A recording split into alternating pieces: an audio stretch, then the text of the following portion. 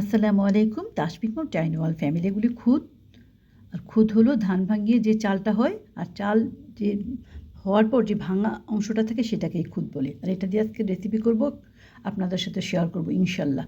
এখানে একটা বড় রসুন আমি কুচিয়ে নিয়েছি, আর একটা পেঁয়াজ, 4-5টা লাল মরিচ এবং 4-5টা কাঁচামরিচ আমি ভালো করে চিড়ে নিয়েছি।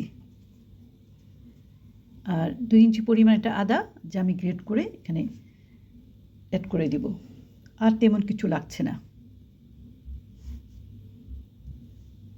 খুদটাকে ভালো করে ধুয়ে আমি পানি ঝরিয়ে নিয়েছি,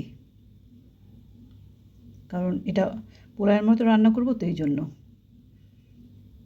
প্রেশার কুকারে রান্না করব আমি। বিসমিল্লাহির রহমানির রহিম। আমি 3 টেবিল চামচ তেল দিয়ে দিলাম।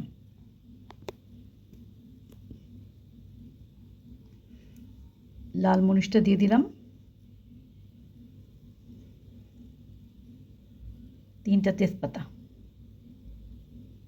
অনেকে এটা হাতে মেখে বসায়, আমার ওটা ভালো লাগে না, কেমন আঠা আঠা হয়ে যায়, তার জন্য পোলাওয়ের মতো বসাই। আমি রসুন কুচিটা এড করে দিলাম। বউয়াতে রসুনের পরিমাণটা একটু বেশি দিতে হয়,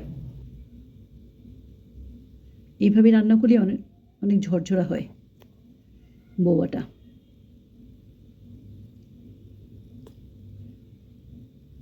এবার পেঁয়াজটা দিয়ে গোল্ডেন করে ভেজে নিব, অল্প আছে ভাজছি আমি।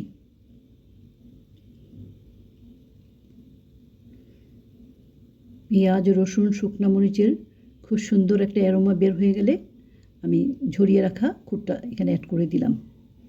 দিয়ে 3-4 মিনিটের জন্য ভালো করে ভেজে নিব। এই বউয়াটা আমার বাড়িতে মোস্ট ফেভারিট, তাই প্রায় করি এবং অনেক ধরনের ভর্তা করে নিই। নিজেরাও খাই, মাঝে মাঝে মেহমানও থাকে, সবাই পছন্দ করে খায়। খুদটা আমার ভাজা হয়ে গিয়েছে, পানিটা অ্যাড করে দিলাম প্রেশার কুকারে। পানি বেসিক্যালি একটু কম লাগে, যখন যতটুকু চাল দিবেন তার চেয়ে সামান্য অল্প হলেও পানিটা কম দিবেন, তাহলে ব্যালেন্স হয়ে যায় পানি আর চালের। স্বাদ মতো লবণ দিয়ে দিলাম।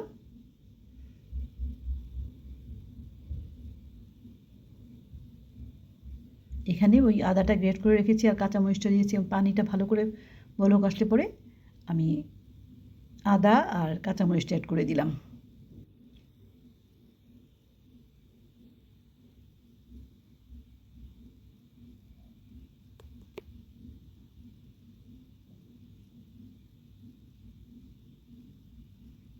দিয়ে প্রেশার কুকারের কভারটা আমি লাগিয়ে দিব। Just only 1 whistle. আলহামদুলিল্লাহ, কমপ্লিট।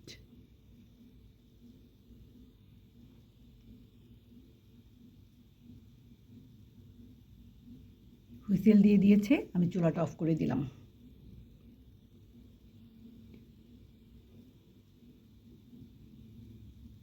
দেখেছেন কতটা ঝরঝরে হয়েছে। আমার মা বিক্রমপুরের মানুষ, তাই বউয়াটা ওদের দেশের ঐতিহ্য। বউয়া কিংবা কাজী ভাত আমি বেড়ে নিয়েছি। ওনারা প্রায় মানুষকে দাওয়াত দিয়ে কাজী ভাত, বউয়া ভাত করে অনেক ধরনের ভর্তা করে খাওয়ায়। ইন দ্য মিন টাইম লাঞ্চের সময় হয়ে গেছে, আমি সব বেড়ে নিয়েছি, এখন টেবিলে নিয়ে যাব। টোটালি বাঙালিয়ানা খাবার, শুধু যেহেতু সামনে কোরবানি চলে গিয়েছে এই জন্য এখন একটু মাংসটা অপশনাল।